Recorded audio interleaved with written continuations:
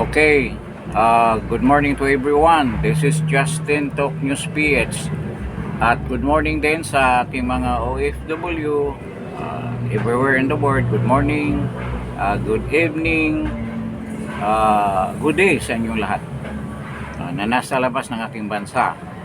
At before we start, I would like to request please like, then try to share this video to your friends, and of course if you're new to this channel, Justin Talk News page, paki-subscribe naman kahit pa isa-isa lang para tumasa mo ng konti ang subscription dito sa community natin yung Justin Talk News page. So anong pag-usapan natin ngayong umaga na ito? Ito ang mga topic that are hot issues right now. Itong regarding sa sagot ni VP Inday Sara doon sa paratang sa kanya na matagal ng paratang simula pa nung nagkaroon ng impeachment hearing dyan sa House of Representatives na matagal na niya itong binigkas as an answer. But gusto kasi nila mag-appear si Inday Sara doon sasagot kasi alam na natin ang purpose nila. To increase the potency of their propaganda. Kasi maganda yung nasa harap si VP Inday Sara at mumurahin lang nila. Ganyan ang babasusin lang nila. So yun ang gusto nila mangyari, na hindi rin naman magpatalo si VP Inday Sara with regards to that matter. Sasagutin din kayo tulad ng nangyari doon sa Quadcom hearing na wala rin naman kayong sinagot nung umatin siya. So sinagot niya yan. February pa, meron siyang post niyan. Actually, may interview siya. Sinagot na niya yan lahat At ngayon, ina-insist nyo kasi wala namang itong mga dilawan, mga komunista, mga pinklawan, nagsanib na kay Bangag BBM, yung grupo na yan, yung mga pinklawan, yung laging nagsasalita na never again to Marcos. Sumanib na sila. So nakita nila natin nung ano ba talaga ang totoo nilang interest. Kahit na matindi na yung nakawan, nagpipit bulag sila sa mga pangyayaring yan. So isa yan sa mga topic na pag-usapan natin, yung sagot ni VP Inday Sara na matagal nang sinagot. Uulitin lang natin para maalala natin. At pangalawa, itong regarding sa mass shooting dyan sa Tacloban ng dalawang estudyante. Actually, ito mga senior student na to dahil 14, 15, 16. Dalawa pala, 14 and I think 16 na yung isa. So, pag-usapan natin yan. Kasi biglang nagkaroon ng interest itong mga senador. So, alam na natin kung anong purpose niyan.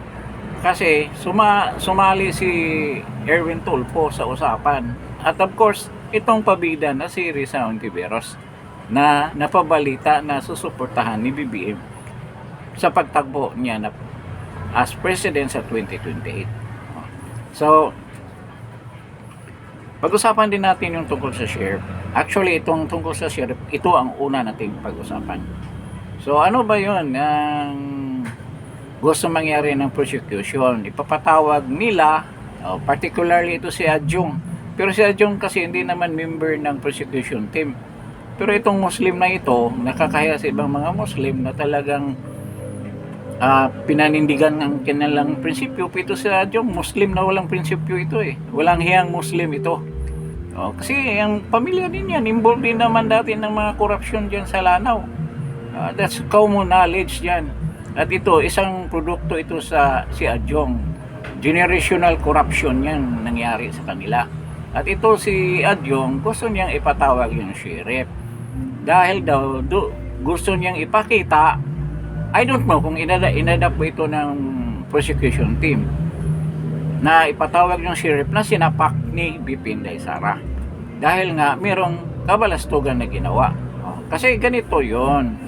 Nung nagkaroon ng demolition nga sa isang property dyan, privately owned property, nagkaroon ng demolition at merong utos na yung korte na paalisin yung mga tao.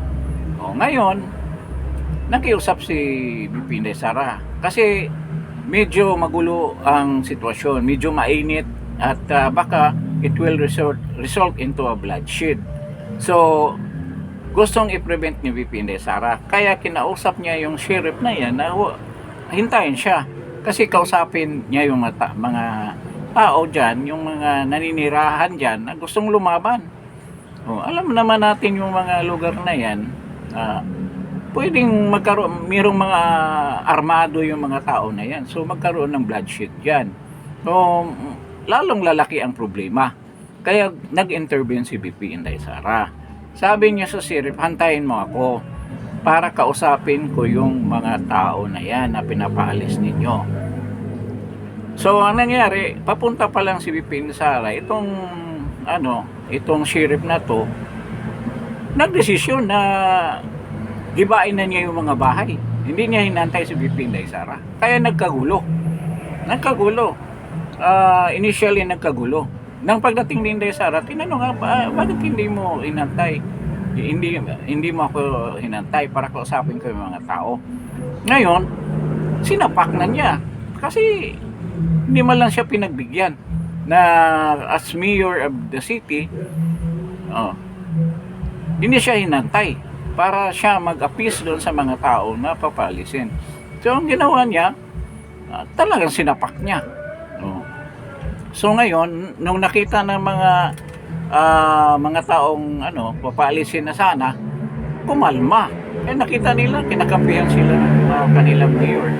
So nakita natin talaga na si Inday in a situation na ganyan, na napaka-critical ng situation na pwede nga magkaroon ng bloodshed, nag-intervene siya. So we call that leadership.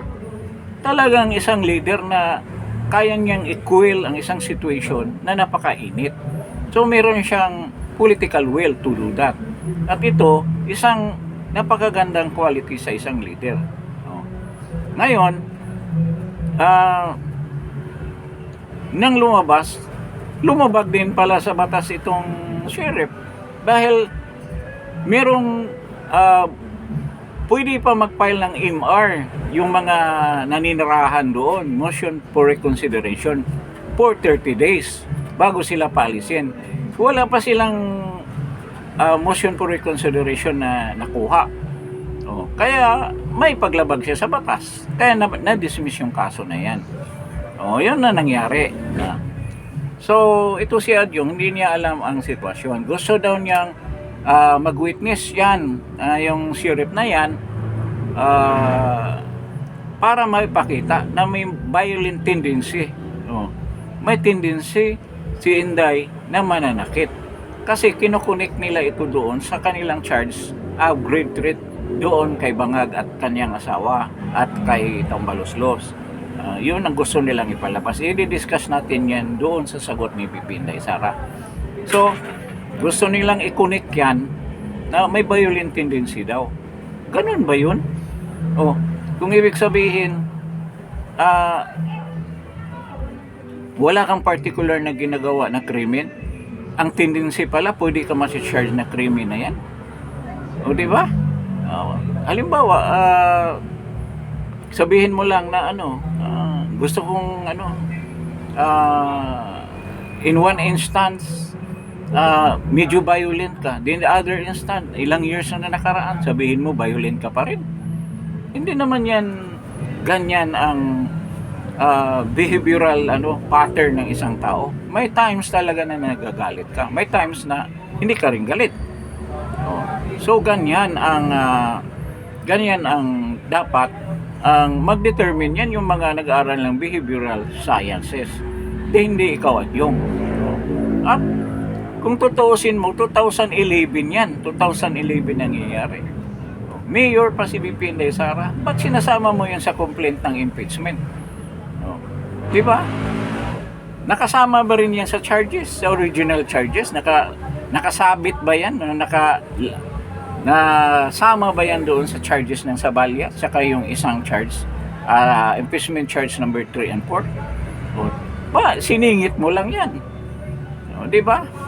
Pero ito, ayaw pumayag yung sheriff na yan na huwag daw siya i-involve sa political exercise na yan. Kasi ang paniwala niya na hindi naman ang intensyon nila na para sa maayos na intensyon na magkaroon ng hearing na tama, kaya siya isama dyan sa hearing na yan, sa trial na yan, kundi political ang motive.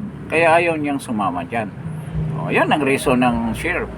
Pero sabi niya yung hindi pwede. Pero I don't know kung sumang-ayon ba yung other members ng prosecution, which is posible. Kasi wala na silang ebidensya eh. Ito lang yung ebidensya nila. Ano pa bang ebidensya na ipipresenta nila kung titingnan natin? Kaya ganyan. So, puntahan na natin yung sagot ni VP Inday Sara. Kasi ang tagal na natin narinig dyan ngayon sa prosecution, ba't ayaw humarap ni VP Inday Sara? Bakit? Kailangan ba siyang humarap? Kailangan ba humarap ang respondent kaagad dyan sa impeachment trial na yan? Sa experience natin doon sa mga previous trial, tulad ng kay Corona, humarap ba si Corona? I think isang beses, pero kasi ang gagalaw dyan yung kanyang mga defense lawyer, hindi naman si VP Inday Sara. Kasi lahat na sagot niya nasa defense lawyer na yan. Na yan. Kung mangharap man si VP Inday Sara, nasa decision na ng defense lawyer yan, at kung sasang-ayon si VP Inday Sara at kung necessary na talagang siya ay haharap. So yun ang unang actuation na dapat malaman ng mga tao, na hindi na kailangan na harap si VP Inday Sara, na hindi naman ibig sabihin na ayaw niya harapin yan. Hinaharap na nga eh. Nandiyan na nga tayo sa trial eh. Sa tamang proseso lang tayo.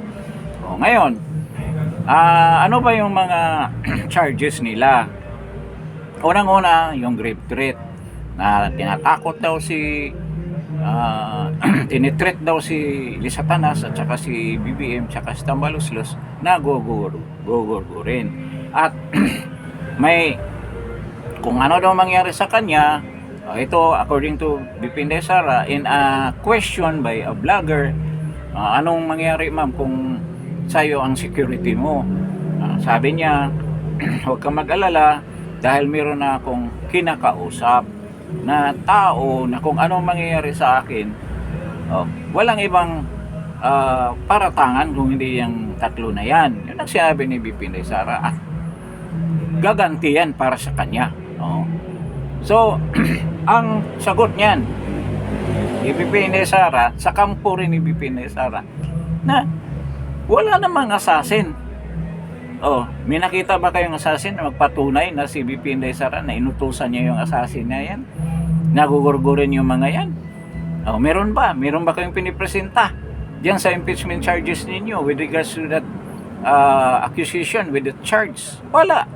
Paano magmaterialize yan? Meron ba nag-corroborate? Kahit na merong isang assassin, may nag-corroborate na totoo ba, na narinig mo ba na inutusan ni VP Inday Sara itong taong na to para gawin yung inuutos niya na pagurgor dyan sa tatlo? Wala. At pangalawang reason ng kampo ni VP Inday Sara, freedom of speech yan. You can say what you want. Di naman libelous yan. Libelous ba yan? Sinabi lang naman niyang nasa isip niya, sa kanyang imagination. Freedom of speech yan. At wala namang krimen na nagaganap dyan kung sabihin mo lang. Walang krimen sa mag-i-imagine lang. That's part of her imagination at sa kanyang freedom na magsalita. So, freedom of speech. Yan ang katwiran ng kampo ni VP Inday Sara. Okay.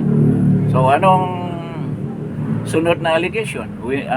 Regarding sa salin, itong confidential fund na nagkaroon ng disallowance. Alam ba ninyo yung disallowance? Hindi yan ibig sabihin na ninakaw yung pera. Meron lang mga kulang na dokumento na dapat isubmit. Kulang ng perma, kulang ng picture, kulang ng signature. Ang mga dokumento na sinubmit na sa COA. Kaya disallowed yung punto na yan. At ang pinakagrabing mangyayari dyan, kung talagang disallowed yan at hindi nyo makumpleto yung mga dokumento, hindi nyo makomply yung mga requirement, pababayaran, pasuli sa iyo yung pera na yan. O, halimbawa, bumili ka ng mga equipment na hindi, sobra naman ang dami ng equipment ninyo, o maging disallowed yun. Kaya, magbigay ka ng dokumento, bakit bumili ka pa? Mga ganon. Pero hindi ka, hindi yan charge na malversation o nagnanakaw ka or plinander mo yung pundo ng ahensya mo. Kumpletuhin mo lang yan. At yan ang ginagawa ni BP Sara, kukumpletuhin yan. At kung talagang i-reject yan ng turn down yan ng pwede naman siya pupunta sa Supreme Court. So walang yan, walang katwiran na magiging impeachable case yan. It's impeachable charges yan. No. Disallowance lang yan. Nakikita mo ba yung ibang departamento? O yung DPWH, ilang milyones ang disallowance yan. Yung DOH, DPWH, napakalaki, million yata, 200 million something.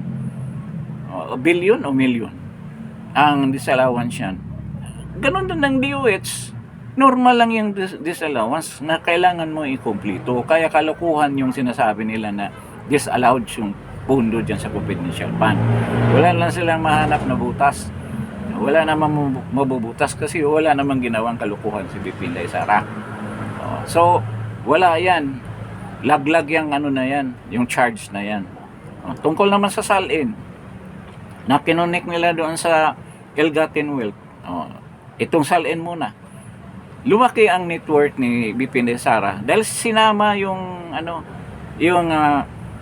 private na pundo ni yung pera, yung mga properties or yung mga negosyo ni Mans Carpio na dapat yung salin lang ni BP Sara ang isama, hindi yung kasama yung asawa niya. At during his term as Vice President lang. Kasi yung during the incumbency of BP Sara lang ang pwedeng ma-charge ng impeachment, which started ng 2022 up to now. So bakit kasama yung paging mayor ni BP Sara? So dyan palang laglag na kayo. Laglag na ang prosecution sa ganyang mga diskarte ninyo. Ngayon, nagpapatawag sila ng yung kinukonek nila sa MLC dahil lumubo daw yung network ni BP Sara. Kaya nga sinama nga yung negosyo ang dami negosyo ni Mans Carpio noong pa. Sinama para lumubo lang. Pero kung titingnan mo ang network ni BP Sara, tama yung salin niya. 'Di ba? So, diyan sa ill-gotten wealth, ganito yung pag-determine kung may ill-gotten wealth ka. Halimbawa, katulad ni maraming mga previous na na-charge ng ganyang kaso, katulad ni sa ill-gotten wealth, kay Binay, yung mga Binay. Merong mansion doon sa Tagaytay na pinictura na mayroong pangang yung parang puzzle na anong tawag niyan? Parang mansion talaga yung bahay doon. Napakalaki. Yun lang tinatanong. Bakit ganito lang kinikita mo? Bakit meron kang ganyang property kalaki? Yun ang ill-gotten wealth. Kung saan ba galing yung pera na yan na pinagbibili mo sa mga properties na yan? Ganyan masasabi mo na ill-gotten wealth. Ngayon, dyan sa iba, katulad ni Saldico, klarong-klaro na si Tambaloslos, saan galing ang perang pinambili mo dyan sa mga bahay dyan sa Forbes? Bilyonaryo na raw siya. Dapat tuklasin natin kung anong halaga ng mga binibili mo dyan. Sa dami niyan. Si Saldico, anong pinagbibili mo dyan sa Gulfstream mo na jetliner? Kung ganyan lang ang sweldo mo as a congressman at sabihin mo may negosyo ko, ganyan ba kalaki ang kinikita mo? Yung may question, ilan ba ang helicopter mo? Napakarami. 4 yata. Saan ba galing ang pera niyan? Yan ang ill-gotten wealth. Si Marcos na lang na yung senior nung people power nung rehime ni Marcos, ang daming ninakaw na pera na yan. Na, ang iba hindi na-recover. Yung ibang property, nakukuha. Pero yung sa Paway, nagdesisyon na yan ang korte noon na sa property ng ano yan, ng pamahalaan. Pero binaliktad pa rin. Na nakabalik sa kanila. Isipin mo yun. Kaya yung mga ill-gotten wealth ni Marcos na nakatago yung pera na mayroon pang kaso dyan sa Amerika, na mayroon na siyang contempt case na ilang bilyon ang penalty dahil hindi siya nagbabayad. Hindi na-declare kung saan yung alam nila kung saan yung mga ill-gotten wealth, pero hindi nila ma-withdraw dahil nga naka-freeze lahat. So ganyan ang ill-gotten wealth. Meron bang ganyan si BP Inday Sara? Meron. Yung mga diskaya, ilan ang ano niyan, luxury cars, napakarami. Kahit na yan sinatambalos-los, ang daming mga luxury cars niyan. Naki-question ba? Yan ang ill-gotten wealth. Tatanungin mo kung saan ba galing ang pera niyan. Na hindi naman, wala ka naman sa capacity, wala ka namang income na ganyang kalaki na bumili ng ganyang mga property. So yan ang ibig sabihin diyan. At si BP Inday Sara, meron bang ganyan? Ay, hindi ko nga malaman kung may sasakyan ba yan na medyo matino-tino. Hindi katulad ng Escalade ni Abante. Matanong ka, pastor ka, congressman ka, milyones ang halaga ng mga luxury cars ninyo. Yan yung mga kasama sa malitagang na yan. Tanungin natin, saan galing yung mga pera ninyo? Nakabili kayong ganyan mga property. Si Kimbo, yung mga bag ni Kimbo, saan galing yung mga pinagbibili mo niyan? Yung mga ill-gotten wealth, yung kitang-kita natin. So, hindi mo masabi na si BP Inday Sara ay nagnakaw ng pera kasi wala kang makikita na mga propriedad na sasabihin natin na galing sa nakaw na pera na yaman ang ginamit para magkaroon ng ganyang mga property. Lahat niya nakadeklara sa salin. At ito nga, pinalubo lang nila yung amount dahil nga dyan sa transaction. Binilang nila yan for 15 years ba yun? Binilang nila. Ang pera sa bangko, ang titingnan mo, yung deposito na nandyan ang balanse, huwag yung transaction. Alam na natin yan, hindi na natin ulitin. Talagang kalukuhan lang yan. Pupaganda lang nila para masira si BP Inday Sara. Saya, yun ang explanation dyan sa ill-gotten wealth. Yun ang sagot ni BP Inday Sara na matagal na nga sinagot yan eh. Ano pa bang, may nakalimutan pa ba tayo? Yung SALIN, yung AMLC. Yung mga pinipress ng AMLC yung pundo ni BP Inday Sara, ni Martin Romualdez dahil na sinabi na nakaw, may question ng may charge ng plunder. Nangyari ba yan kay BP Inday Sara? Yung sa transaction pala yun. Ang AMLC, nag-charge ba ng ganyan? Prinis ba yung mga account ni BP Inday Sara sa bangko? Dahil nga, mayroong duda na galing sa plunder yung mga pera na nandun sa deposito niya. Or, ganyan ba kalaki ang amount ng pera na kukwestiyonin na dapat i-freeze yan lahat? Wala. Kasi wala naman siyang kasong plunder. Kaya puro nga lang paninira. Nakikita natin ang diskarte ng mga unggoy na yan, dilawan. Nakisanib na kay Bangag. Dati panay sigaw na never again kay Marcos. Pero sina Kiko, Risa Ontiveros daw ang i-recommenda or itataas ang kamay ni Bangag. Sige, kiss update yan, di mo ba alam? Ngayon pa lang, talo ka na, 1% ka nga lang eh. Tapos i-insist mo na ikaw ang magiging tawag nito, magdala ng partido ni BBM para tatakbo ng presidente. Talo ka na ngayon pa lang. So, ganyan ang sagot ni BP Inday Sara dyan. So, ano ba yung una niyang, ano pa ba yung huli? Dyan sa yung BIR box na nandun yung tax record ni BP Inday Sara. Ganito yun.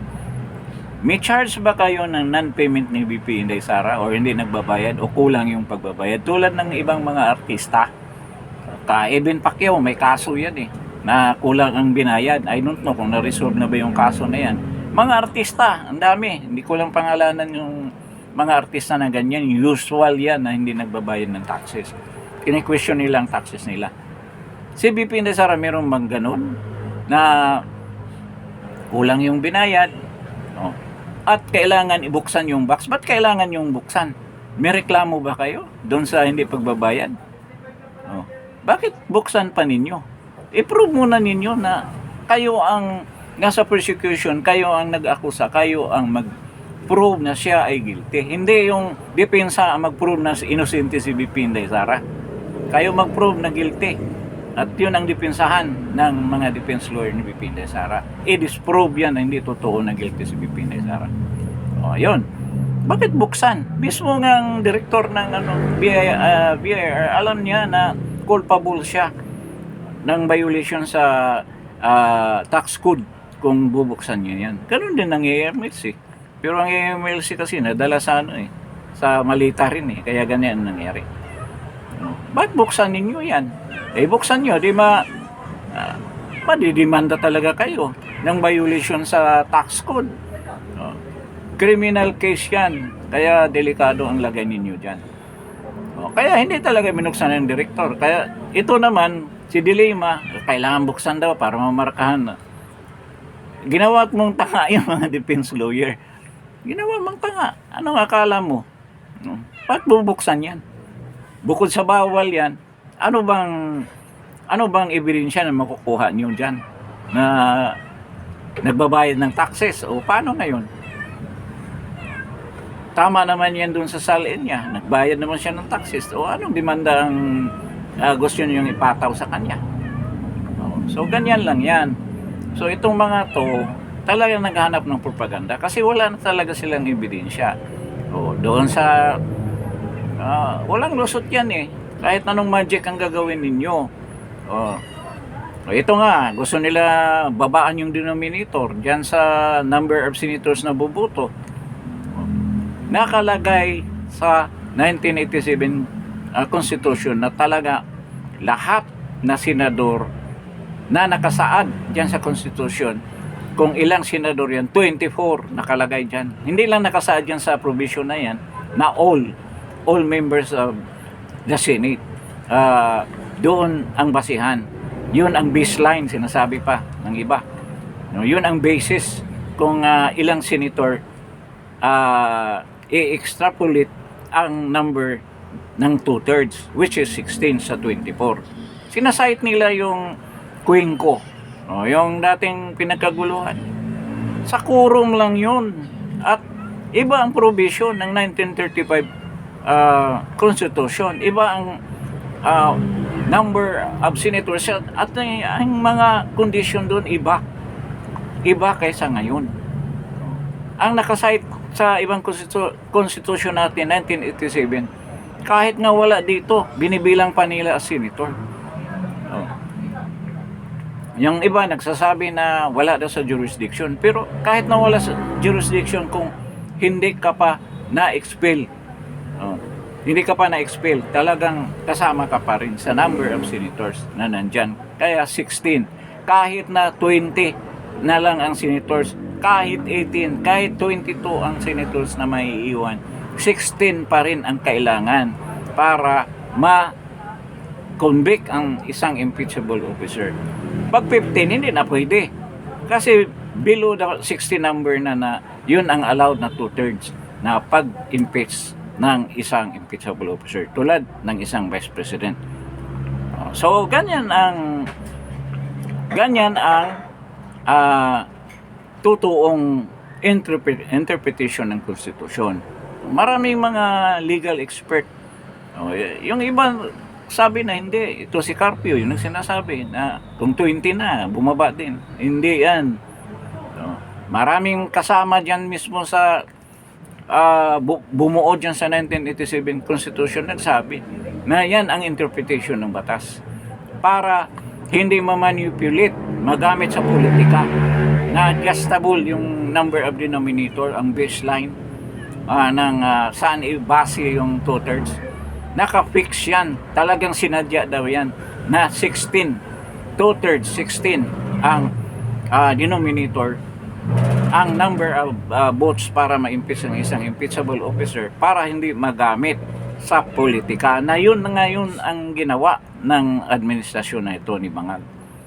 So, kitang-kita natin, naisip na rin pala yan ng mga gumagawa ng 1986-1987 Constitution. So, ganyan ang explanation. Wala na silang magawa dyan. Malaking kaguluhan yan kung ibahin nila. Sigurado rin naman yan na may file yan sa Senado, sa Supreme Court kung gagawin nila yan. So, yan ang regarding dyan sa two-thirds vote. So, okay na tayo sa issue na yan. Ano pa bang nakalimutan natin i-discuss? So, nandito naman tayo sa mass shooting. Ilan ba yung nadali doon? 3 yata na sinudyante. At ito nagkagulo dahil nga gustong busisiin yung batas ni Kiko. Unang-una, usapan muna natin yung kahunghangan ni Risa Ontiveros. Sipin mo, yung developer, yung gumawa ng Gorebox na games na yan, gusto niyo ipatawag, mag-testify daw dyan. Anong kinalaman yan? Anong kinalaman ni Philip? Philip pala yung German na gumawa ng Gorebox. Siya nag-develop yan. Sabi ni Philip, hindi naman ko covered, hindi ako under the laws of the Philippines. Bakit? With all due respect, sabi pa niya, hindi ako atin dyan. At saka sinabi niya, na totoo rin naman, kay karamihan kasi ng mga games na yan, mga apps na yan, 18 and above talaga ang pwede lang gumamit ng ganyang mga applications. Tulad ng mga games na yan, na may pagka-violent, kailangan may age of discernment na yung tao. Pero yung nga kini-question ni ni Ruben Padilla, na dapat ibaba sa 10 yung elementary pa dapat, mga 10 years old. Ilang taon ba yung 10 years old? Anong school ba magsimula kang 6 o plus 5, 4. So mga grade 4, may age of discernment ka na. Alam mo na yung mali, alam mo na nakakasakit ka ng tao, nakakapatay ka ng tao. Totoo naman yun eh. With the advanced technology ngayon sa paggagamit ng internet, alam na natin na masama yung ginagawa ng isang tao, tulad ng pagkitil ng buhay. Kaya alam niyan ng mga bata at yun ang proposal ni Senator Ruben Padilla, na tinuliksa naman ng mga kakaliwa. Si Bato daw tinalaya, ganyan. Mga bata gusto daw ikulong. Dapat naman talaga. And in fact, naka-charge na yung isa sa kanila dahil 16 years old ng murder o attempted murder. May charge na inquest na yan. At yung isa under rehabilitation. Dapat naman, kasi ito nalaman doon sa combo nila. Yung ibig sabihin ng combo, yung combine, na naglaro sila ng mga games, na yun naman ang usual nangyayari sa mga computer shop. May combination, nagko-combine kayo para kalabanin yung kalaban dyan sa games na yan. Ilan, minsan nga 3, minsan 4 nagkakasama.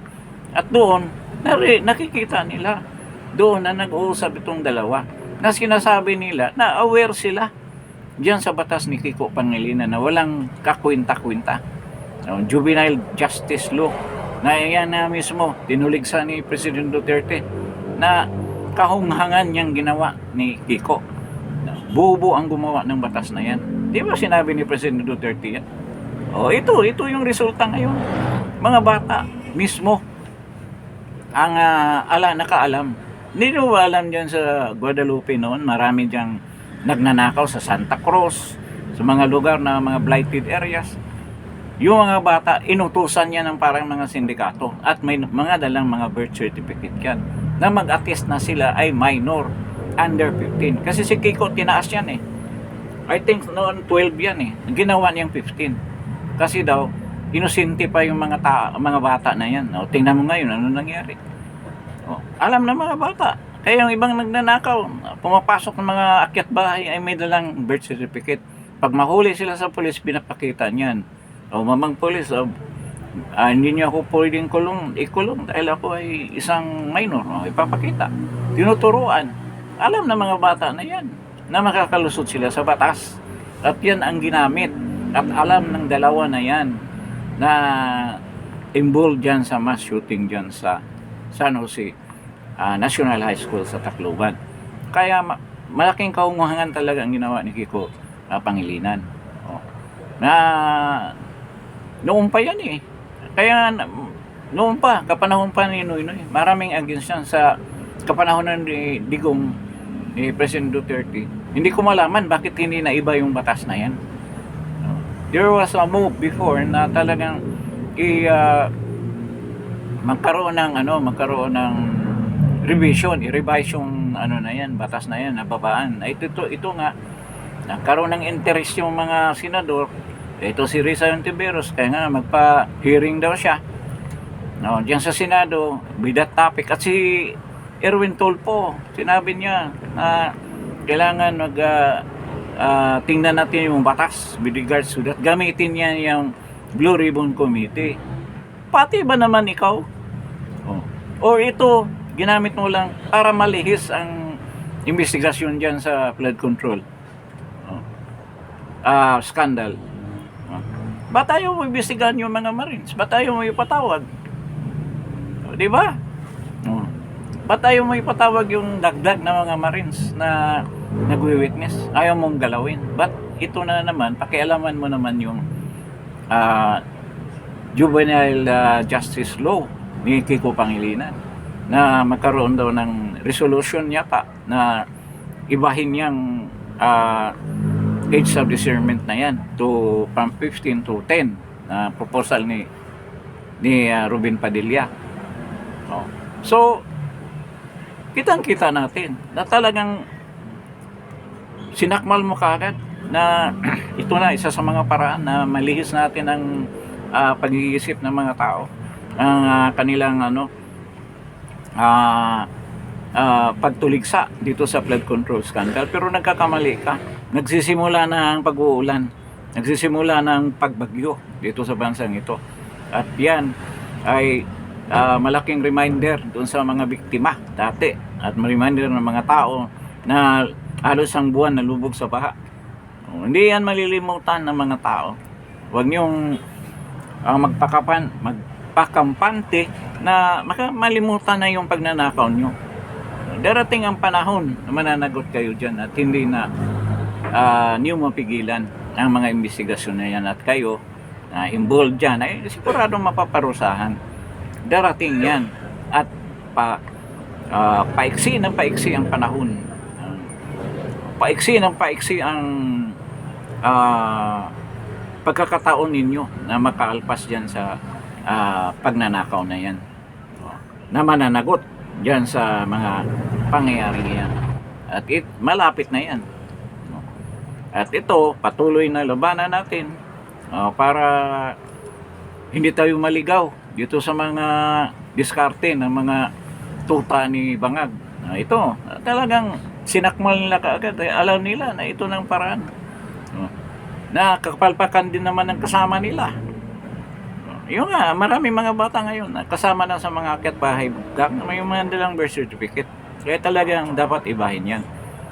Tama yan, 10 years old sa grade 4. May discernment na yan. Age of discernment, alam na nila na krimen ang ginagawa nila, na masama ang ginagawa nila. Alam nila yan, ng mga bata na yan. Sa ngayon pa, with the advanced technology, alam nila yan. Na lahat ngayon gumagamit ng cellphone, kung ano-anong ginagamit. At saka, ngayon kasi, hindi na sinisensor talaga. Hindi katulad ng China, na ibang mga socialist country na talaga kung halimbawa, yung mga bold movies, mga ganyan, dati bawal yan, talagang sensor, hindi mo pwedeng ipalabas yan. Pero ngayon, papalabas kasi international, mahirap kontrolin. Pero pwede naman yan, ba't nagagawa ng China yan? Nagagawa ng China, yung mga ganyan na mga palabas, talagang bawal yan, hindi makakapasok sa kanilang air, sa kanilang sa broadcast, broadcast. Kayang gagawin yan kung gusto talaga ng pamahalaan. At ngayon, naglaganap na yung mga yan, yung mga sugal nga ngayon, naglaganap na dahil inaalaw ng pamahalaan natin. inalaw, mga inalis nila yung pogo, pinalitan ng sugal naman. Ang mga bata natin ay naapektuhan. Naging addict na yan sa mga sugal-sugal na yan. So, ganyan ang problema.